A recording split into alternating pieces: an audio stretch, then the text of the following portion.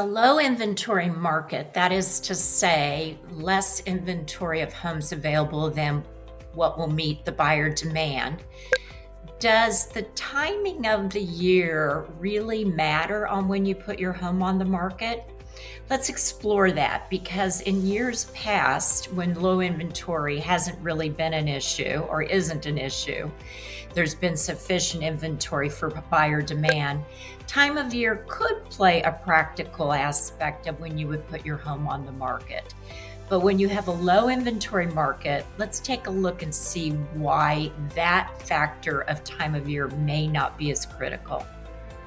Naturally, most people would expect to put their homes on the market in the spring.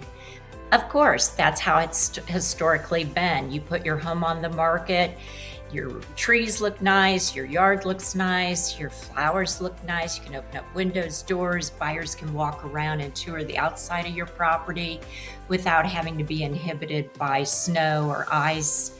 It just makes a house look oh so much better than it does during winter months. But when you have low inventory, you run the risk that by waiting until spring or even summer, or even past the really winter dreary months, that your competition will think the same. That is to say, to put their home on the market as well. So when you have low inventory but high buyer demand, timing of when to put the home on the market is not as critical of a factor as it otherwise would be if we had sufficient inventory for buyer demand. The rule is simply this: supply and demand will likely outweigh seasonal considerations of when to put your home on the market. So one might ask themselves this: well, if my house is going to show better in the summer or the spring, as you described, Suzanne, by being able to show flowers and open up doors and more better light and etc., then why wouldn't I wait? Because when you have low inventory and high buyer demand, those factors don't really influence a buyer as much as they otherwise would if you had competitive inventory competitive with your home. So let's say, for example, your home is comparable in size, location, maybe even price range to to 3 or 4 other homes that come on the market in the spring or summer.